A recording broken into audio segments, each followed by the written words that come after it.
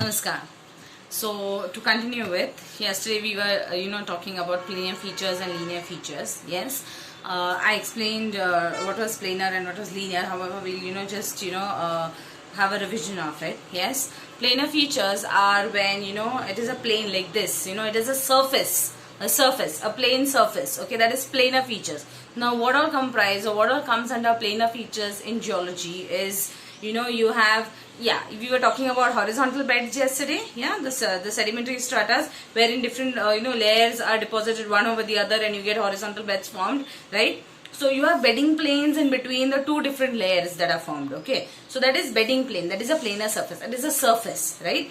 Then you have you guys have studied in your first year BSc the what is mica sheets. Yes, in mica sheets you have those planes along which it breaks easily or it flakes easily, right? Those are again planar features. Okay, then fault plane, that is a planar feature. What is a fault plane? Yes, now yesterday I told you what fault was, yeah, but to begin or to explain it again, I do not have blocks here at the given moment, but I think I was quite clear yesterday, but still let me just continue this or let me explain it to you like this. It's like, see, if you have two different walls here, if you have two different walls, okay, like this is not two different walls, this is one single intact thing, okay, and the pressures are such that we were discussing about the rupture strength yesterday, yes, and we were talking about the stresses and all. So when these stresses are acting and they lead to rupturing of the rock, and when the rock ruptures, creating a fracture in the rock, okay, first a fracture is created and there is displacement, along the fracture, okay, that is what is a fault. Alright, now these are just to imagine these to be two different blocks, alright, or rather I can take 1 minute. I can take these two things. Okay, it's like, for example, one moment. I'll just, I was having all these books yesterday. 1 minute.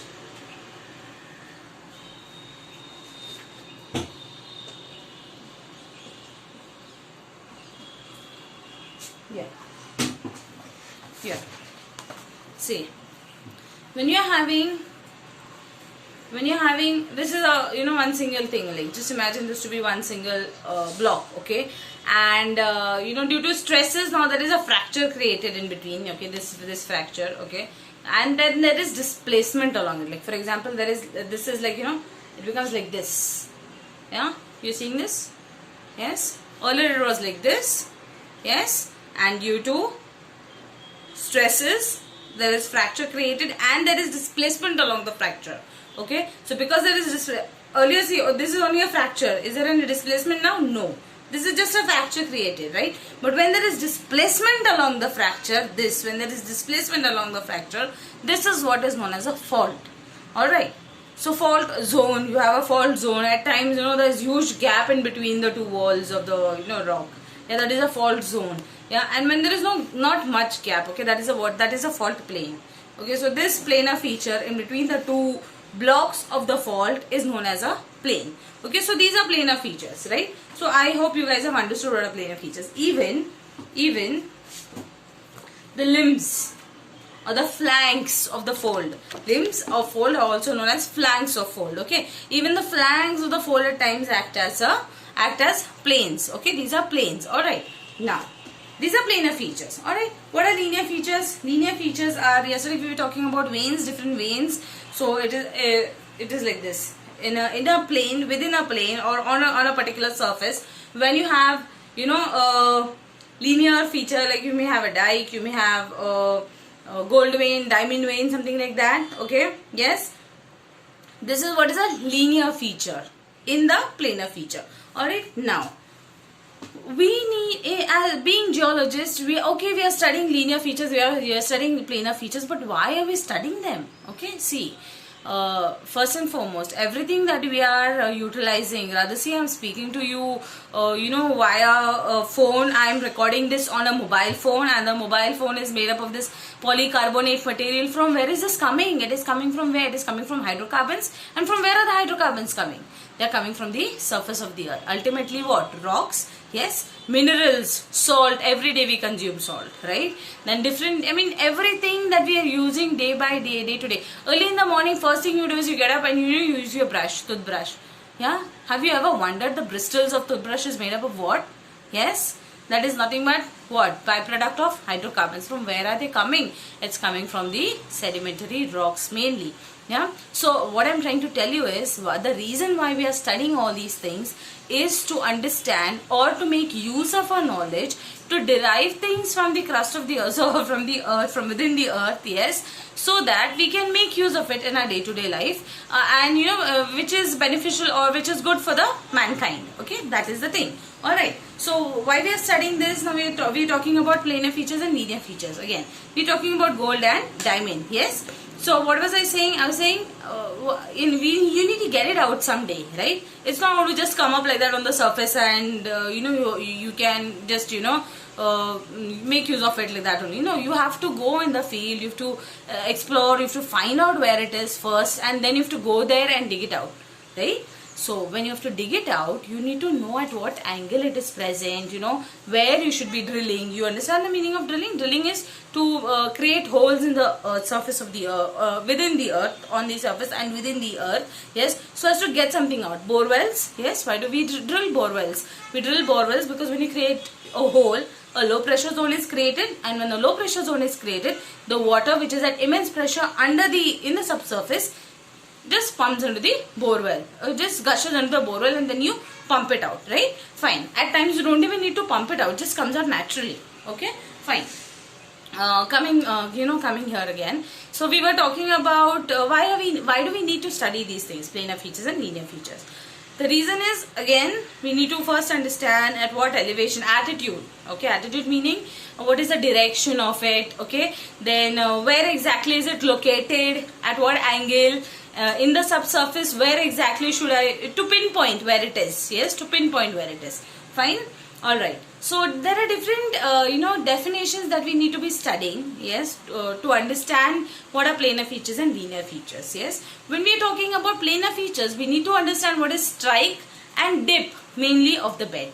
Alright, now planar features, especially if we are talking about strike and dip, it is mostly with respect to the inclined beds only. Okay, incline means what? Everyone knows what is inclination. Inclination means dipping. Alright, so it's like you have a horizontal surface. Yes, this is the horizontal surface, and you have a bed. Alright, for example, if there's a fold. If there's a fold here.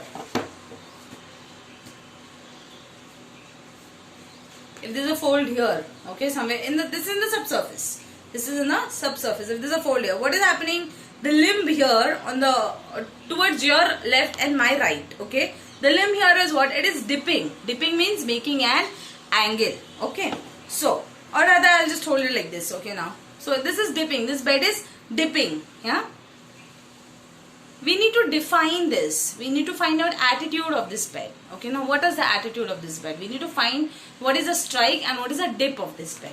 Dip means what? Dip is the inclination. Yes, and we have to find out as to with exact what amount it is dipping, in which direction it is dipping. Yes, because if you have planar feature and you don't know in which direction it is, see, north, east, south, west, all the directions, right? Of all these directions, which direction? And north, east, south, west, southeast, northwest, all the direction, 0 to 360. Okay, we need to know where exactly it is dipping. Alright, so now what we do is however, mark one thing, dip is only from 0 to 90 degrees. Okay, dip is only from 0 to 90 degrees because this is 0 when it is horizontal. Yes, and you start tilting the bed, tilt the bed, it comes down. Yes, tilt, and then it becomes vertical. Yes, it is vertical. Beyond this, if I go like this, guys, like this is not dip exactly. If it is dipping also, it is not to me. Okay, on my left hand side it is east direction, and towards my right hand side it is western direction. Okay, so for now the bed is dipping towards east. Okay, like this the bed is vertical. Like this the bed is dipping towards west. So maximum dip is only up to 89 degrees also, not even 90, because 90 is vertical. Yes, is this clear? Now, and dip is always an acute angle. Acute is 0 to 90 degrees only. It cannot be an obtuse angle like this. You cannot say the bed is dipping like this. This is the angle of the dip. No, this entire thing is not the angle of the dip. Okay, bed is only from here to here. Okay, fine. Now, what we do is we need to find out. What is the dip direction and strike direction. Okay, one thing. Strike direction, rather as a strike line. Now, we will first define what is strike line. Okay. Now, inclined bed. Yes, everyone is happy now. This is inclined bed. This is horizontal bed. Yeah. When the line which is obtained. Okay, mark the definition of strike line now. Yes. And it's very easy to understand as well. The line which is obtained by. This is the line I'm talking about. The line which is obtained. Okay, this line I'm talking about, yeah. The line which is obtained by the intersection of the inclined bed with the horizontal bed. Yes, this is horizontal bed. Yeah, I'll hold it like this to be more specific. This will be better. Yeah. So the line of intersection of the inclined bed with the horizontal bed is what is the strike line. So this line I'm talking about. Okay, this is the strike line. Yes. Now, dip. What is dip? Dip is the inclination of the bed. Alright. Now see, if I'm talking about strike, I'm saying it is strike line. Understand one basic concept. Always, go down to fundamentals always. If your fundamentals are clear, everything, it's like, it's just like, when you're building a building, when you're constructing a building, if the foundation is strong, you can, build a huge tower over it. You're getting me? Similarly, if your fundamentals are clear, you can, go up high. So that's what we are trying to do. We are going to clear our basics. So this is what? This is strike line. It is a line. Now, everyone knows in order to draw a line, what is the minimum number of points that we need? We need 2 points. Minimum 2 points to draw a line. Getting me? So, just like that. This is how you remember things, okay? Because you need 2 points to draw a line, strike line has 2 readings. Okay? Strike line will have 2 readings. How? I'll tell you. Like for example, this is a line, okay? And I told you just now, towards my left it is east direction, towards my right it is west direction. So now, the strike line, what is the trend? What is the trend of the strike line? The strike line is trending north-south. What is it? What is the trend? It is trending north-south. If we are to be giving in degrees, what is it? 0 and 180 degrees. Everyone knows the 4 quadrants and the values of the degrees there. Okay. So this is what 0 and 90 degrees. Oh, sorry. I'm sorry. This is 0 and 180 degrees. Yeah. We're talking about the strike line. Now, however, at times what can happen? They'll just say striking 0 degrees, but you can tell the other reading very quickly because you just have to add 180 to whatever the amount is. 0 plus 180 is 180. Getting me? Had it been the case that it was trending east-west, strike line trending east-west. Okay. For the strike to trend east-west, how the beds are supposed to be? Like this. Getting me? I mean, I hope you're understanding. Yeah. The bed is supposed to be like this. It is inclining towards you now. Getting me? Yeah. So in this case, what is happening is when the strike is trending east-west, what is the value? 90 and 270. Yes. Now, that is 90 plus 180. You just have to add up 180 to one of the values, to the lower value. Once you add 180 degrees to the lower value, you get the other reading, and that is the reading for your strike line. That is the trend of your strike. Okay. Then what we have? We have dip direction. In dip direction, what do? We find out the dip. I told you, dip is always, it is an acute angle from 0 to 90 only. Yes. And you find out the dip amount. First you find out the dip direction, meaning in which direction it is dipping. Like for example, just now I told you towards my right it is west direction. So this is what here? It is dipping towards which direction? The bed is dipping towards west. And what is the strike of the bed? The strike is north-south. Yes, the bed is dipping towards west and the strike is north-south. Now you understand one thing, the bed is dipping towards, if you imagine, okay, north-south is a strike and the bed is dipping towards west. Are you understanding one thing here? Here, how is it going to be? It is going to be like this. This is north, this is south, and the bed is dipping here towards west. And the bed is dipping towards west. North, south and west. Okay. So what is happening? This is perpendicular. The dip is perpendicular. Yes, getting me? Dip direction here is perpendicular. Now, and dip amount I told you we have to find out. Okay, in field, you guys know now what is dip direction. Dip direction is just the direction in which the beds are dipping. Alright.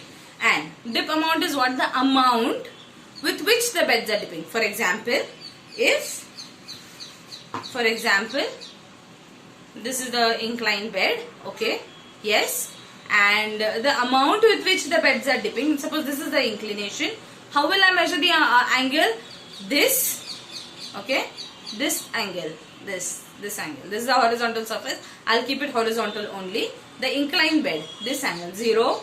For example, 10, 20, 30, 40. And this is, say, 45 degrees. Okay.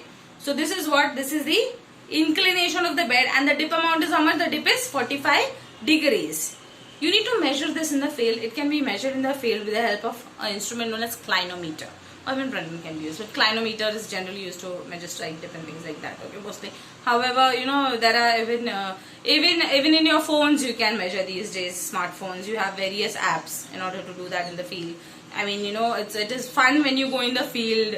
And field as in when you go outside in the field. I don't know how many of you are acquainted to the term. But field is when you go out, okay, around and study the different structures, study the different rocks, study the different, you know, structure, what do I say, textures also. Structures rather is a more appropriate word when you're in the field, okay.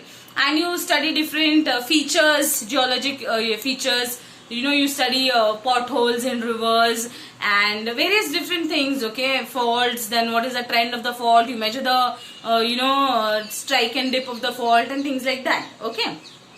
So that is when you go out in the field. It is great fun when you do that. Being a geologist, you really enjoy it. Fine. Coming back here. So it is you have an instrument known as clinometer and you can measure with the help of clinometer. Okay. So this is dip, this is strike, and I hope the concept is clear. Strike is a line. Strike line is a line which is obtained. Definition again. Strike line is a line which is obtained by the intersection of the inclined bed with the horizontal. That is strike line. Dip is what? Dip is nothing but it is the amount. You have dip direction. Dip is the inclination of the bed. Okay. You have the amount of inclination is the dip amount. Yes. And the direction in which the bed is dipping is the dip direction. Okay. I hope I am clear for now. By now with respect to what is strike and dip. Okay. About the symbols for strike and dip, we will discuss further. Thank you. Thank you. Have a wonderful day. Thank you.